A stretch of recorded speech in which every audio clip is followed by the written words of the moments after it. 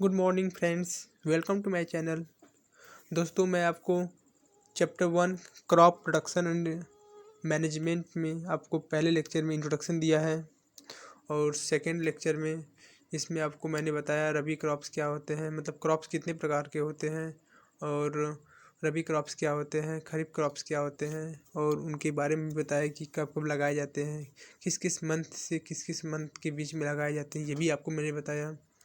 और फिर उसके बाद सेवेंथ जो टॉपिक्स थे, इसमें आपका प्रिपरेशन ऑफ सॉइल है, प्लॉइंग है, होए है, कल्टीवेटर है, इसके बारे में मैंने आपको बताया और इन सबों को आपको ये भी बताया कि ये सब किस प्रकार कार्य करते हैं। तो चलिए दोस्तों, आज हम नया टॉपिक्स स्टार्ट करते हैं। नया टॉपिक्स नहीं, मतलब उसी में का टॉपिक्स है, जैसे मैं बताया था ना, इधर 1 2 3 4 5 6 7, तो उसी में का टॉपिक्स ही है। तो चलिए पढ़ते हैं अगला टॉपिक्स क्या है। चलिए स्टार्ट करते हैं क्लास। देखिए इसमें क्या दिया है, पहले दिया है सिलेक्शन ऑफ सीड। तो सिलेक्शन ऑफ सीड हमारे लिए क्यों इम्पोर्टेंट है, इसलिए इम्पोर्टेंट है जैसे कि आप लोग जो धान और गांव में देखते हैं, धान और पहिया जानते हैं ना, धान और पहिया। तो जैसे देखते हैं कि पहिया में जो होता है वो ख़राब सीड होता है।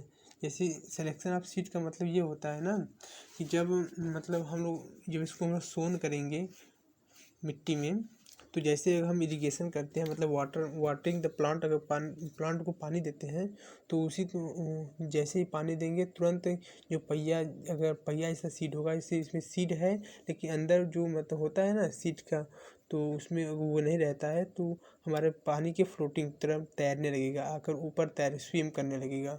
तो इससे तो हमारा फसल तो तैयार होगा नहीं। तो इसीलिए ये आवश्यकता है, ये मतलब इम्पोर्टेंट है, महत्वपूर्ण है सिलेक्शन ऑफ सीड का। चलिए आगे बढ़ते हैं। और जैसे यहाँ पर डेड और डैमेज सीड हमको नहीं लेना है। अगर हम लेंगे तो ये देख रहे हैं ना, यहाँ थ्योरी में लिखा है फ्लोट ऑन वाटर, तो इसलिए हमको गुड सीड लेना चाहिए जो कि पानी में डूबे रहे। और ट्रेडिशनल ऑफ टूल्स क्या होते हैं, ट्रेडिशनल टूल्स क्या होता है, यहाँ पर लिखा क्या है, before the advent of modern agriculture machine traditional tools were used by farmer. मतलब इसमें ये बताया कि जैसे जो मतलब हम लोग ट्रेडिशनल टूल्स क्या होते हैं, ट्रेडिशनल टूल्स जैसे कि हम लोग जो अपने हाथों से कार्य करते हैं लेकर के, जैसे कि ये मतलब फावड़ा हो गया, ठीक है, और जैसे ये हल है, तो हल भी जैसे पहले हम लोग बैलों के माध्यम से उसको खेत की जुताई करते थे, तो उसको हम ट्रेडिशनल बोलते हैं। पहले ट्रेडिशनल और मॉडर्न क्या होता है, जो ट्रेडिशनल ये होता है ना, जैसे कि जो हम लोग अपने अपने हाथों से कार्य करते हैं, जो मतलब कम पैसा में सस्ता में होता है, या ट्रेडिशनल टूल से कार्य करने के लिए, ट्रेडिशनल टूल से हम लोग कार्य करते हैं तो बहुत लंबा समय लगता है। लेकिन जो मॉडर्न होते हैं ना, मॉडर्न टूल्स में जैसे कि कल्टीवेटर आ गया, ये ट्रैक्टर के साथ में तुरंत जुताई कर देता है, और इसका जो टिथ होता है ना कल्टीवेटर का, बहुत अच्छा खासा होता है, जिससे मिट्टी को अच्छी तरह से मिलाया जा सकता है, ऊपर नीचे उसको लूज किया जा सकता है। तो और जैसे मॉडर्न में ये भी हुआ कि जैसे कि पहले हम लोग बैलों के माध्यम से सिंचाई करते थे, या बैलों के माध्यम से हम लोग हल चलाते थे, लेकिन अब ट्रैक्टर आ गए हैं, तो ये सब हमारे मॉडर्न में आएंगे। चलिए आगे बढ़ते हैं। इसमें लिखा क्या है कि this include plough, shovels, sickles and pickets. तो ये सब टूल्स के नाम हैं। चलिए आगे बढ़ते हैं। The traditional tools used to sow use the seed was like a funnel. जैसे कि इसका हम लोग यूज ऐसे करते हैं ना, जैसे कि मतलब हम लोग जो बैलों के माध्यम से हम लोग करते हैं, तो जो उनके साथ में लगाया होता फनल, यहाँ पर यहाँ पे इसका ये मतलब है ना, तो इसका भी यही बोल रहा है कि हम लोग इसका यूज सीड से लगाने में भी कार्य करते हैं। एक फनल टाइप होता है, आपको हम चित्र के माध्यम दिखाते हैं। जैसे कि ये देखिए, ये हमारे दो बैल हैं और इनके पीछे यहाँ पे ये हल टाइप लगाया गया है, और देख रहे हैं इसके ऊपर ये फनल, मतलब फनल क्या, जो मतलब वो देखे ना, जो मतलब तेल जो होता है, हम लोग जब घरों में हम लोग तेल होता है, पहले के में अभी होता है, तो ये ऐसे कुप्पी जैसा होता है, हम लोग उसको ऐसे कुप्पी बोलते हैं। तो ये एक फनल टाइप है। फनल मतलब क्या, ऊपर से सर्किल में और नीचे से ऐसे पाइप की तरह बना, इसको हम फनल बोलते हैं। तो हम लोग यहाँ पे जैसे ये मतलब खेत की मतलब जुताई हो रही है ना, यहाँ पे जुताई हो रही है तो हम लोग जुताई के साथ साथ इसमें हम लोग अनाज डालते थे, और यह नीचे से यहाँ पाइप के माध्यम से नीचे नीचे गिरता था।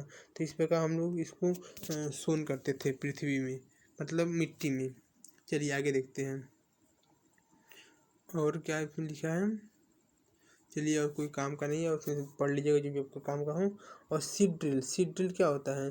सीड ड्रिल ये होता है जिससे मिट्टी की खुदाई करना। तो seed drill are help for sowing with the help of tractor. तो इसको सीड ड्रिल करने के लिए जो मतलब मिट्टी को हम लोग ट्रैक्टर के माध्यम से उसको अच्छा से नॉर्मल करते हैं, उसको अच्छा से लूज करते हैं। तो इसमें यही बताया है। चलिए आगे देखते हैं। It assume that seed are sown uniformly at particular depth and covered by soil after sowing। अच्छा, इसमें ये बोल रहा है कि जैसे हम लोग सीड लगा देते हैं तो हमको मिट्टी से अच्छी तरह से इसको ढक देना चाहिए, नहीं तो कोई चिड़िया आएगी उठा ले जाएगी, या फिर कोई इंसेक्ट आएंगे और ये बीज को खा जाएंगे, तो फिर हमारा फसल तैयार नहीं हो पाएगा। तो इसका इन बातों का ध्यान देने में आपको विशेष आवश्यकता है। चलिए आगे बढ़ते हैं। हार्वेस्टिंग क्या होता है? जैसे कि जब हम लोग फसल को काटते हैं, फसल को कटाई करना ही हार्वेस्टिंग कहलाता है। तो अगर कोई पूछ दे हार्वेस्टिंग क्या है, तो बोल देना कि harvesting is harvesting is process of cutting the crops after mature. मतलब जब हमारा फसल तैयार हो जाता है, जब उसको हम काटते हैं तो उस प्रोसेस को हार्वेस्टिंग बोलते हैं। ये हार्वेस्टिंग में हमारा दो मेथड से होता है। पहला, फर्स्ट इज द क्या होगा, manual method where a sickles is used, and अगला है मैकेनिकल मेथड। तो ये क्या होता है, मैनुअल क्या होता है, और ये क्या, मैकेनिकल।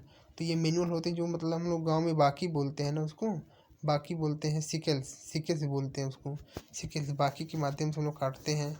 और दूसरा हुआ मैकेनिकल मेथड, जैसे कि हार्वेस्टर है हार्वेस्टर से हम लोग गेहूँ की कटाई करते हैं।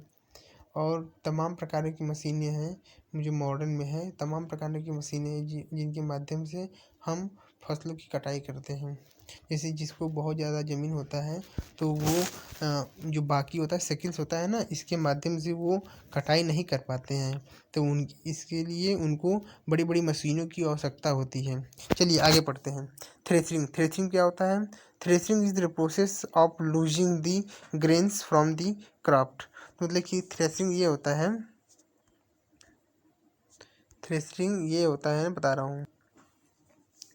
थ्रेसिंग वो होता है जैसे कि पुआल होता है ना, पुआल से हम लोग सीड्स मतलब जो होता है अनाज को निकालते हैं।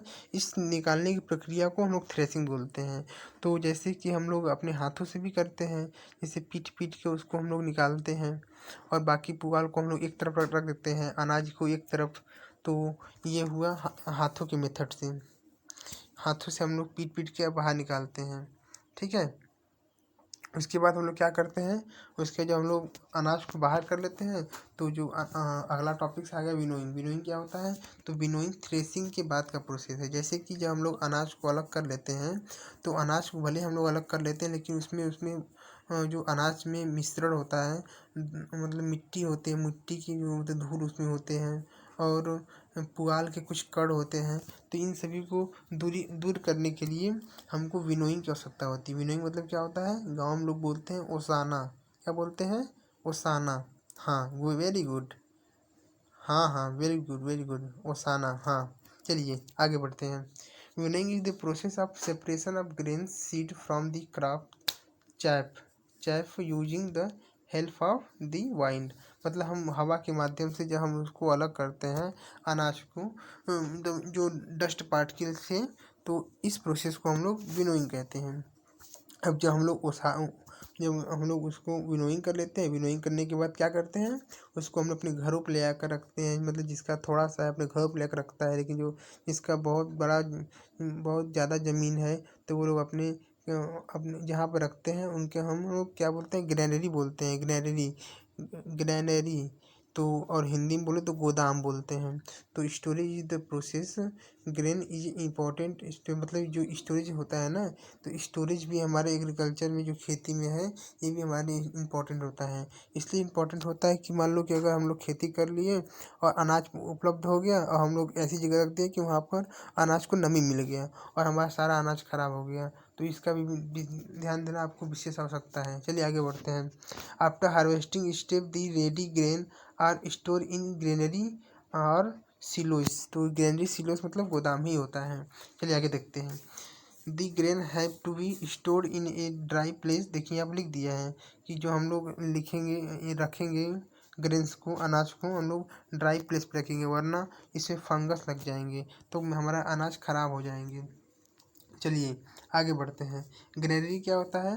ग्रेनरी क्या होता है? ग्रेनरी वो ऐसा स्थान होता है जहाँ पर अनाजों को हम लोग रखते हैं। देखिए लिखा है granary as the place where the freshly obtain food grain are stored. चलिए आगे बढ़ते हैं। एनिमल हस्बेंड्री क्या है?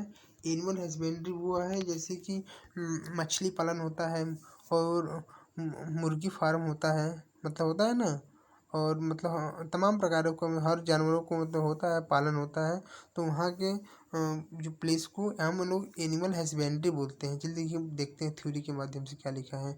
लिखा है animal husbandry is the management and care of, मतलब कि वह स्थान जहाँ पर जानवरों को रख कर उनका देखभाल किया जाता है।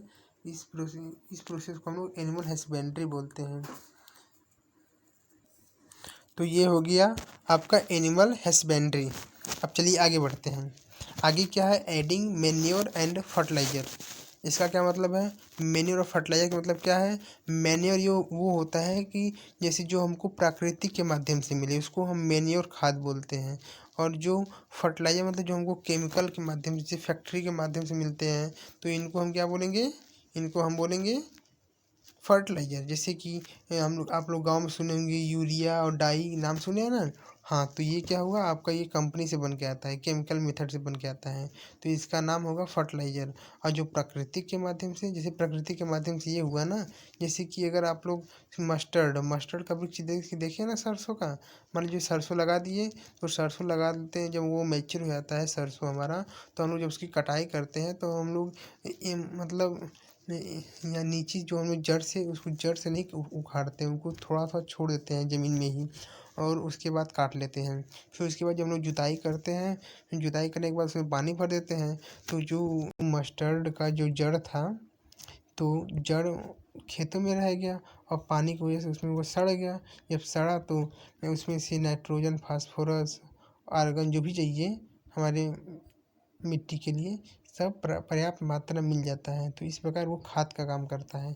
चलिए आगे पढ़ते हैं। फर्टिलाइज़र क्या होता है और मैन्योर क्या होता है, उसके बारे में डिफरेंस बिटवीन देखते हैं। चलिए देखते हैं। पहला डिफरेंस क्या है? Fertiliser is a manmade inorganic substance. देखिए ये पॉइंट, इनऑर्गेनिक सब्सटेंस, और यह मैनमेड है। फर्टिलाइज़र से ये केमिकल द्वारा बनाए जाते हैं फैक्ट्रियों में। और ये मैन्योर होते हैं। Manure is a natural substance obtain bye A decomposing of cattle, dog and plant residual. मैं आपको बताया ना, जैसे मान लो कि वो कोई प्लांट, अगर कोई जानवर ही खेतों में मर गया तो उसमें बहुत सारे माइक्रो ऑर्गेनिज्म लगेंगे, उसको ख़त्म कर करके उसको फिर नाइट्रोजन, फास्फोरस में सब कुछ बदल देंगे, तो पृथ्वी हमारी मिट्टी के लिए बेहद ही इम्पोर्टेंट है। चलिए अगला स्टेप देखते हैं। Fertiliser is a prepared in factory. ठीक है, इतना ये तो ठीक है। और मैन्योर क्या है? Manure can be prepared in the field. अच्छा, फील्ड में, जैसे कि जैसे सरसों का मैं बताया ना, मस्टर्ड का पेड़ का एग्जाम्पल, लोग उसमें छोड़ देते हैं और उसमें फिर हवा पानी जब रख देते हैं, हवा पानी लगता है, तो वो फिर डिकम्पोज होता है। डिकम्पोज होकर हमारे मिट्टी को नाइट्रोजन, फास्फोरस, ये सब चीज़ें प्रदान करता है। चलिए आगे देखते हैं डिफरेंस बिटवीन क्या है। Fertiliser does not provide humus. Humus मतलब क्या होता है? गर्मी होता है। Does not provide any humus to soil. लेकिन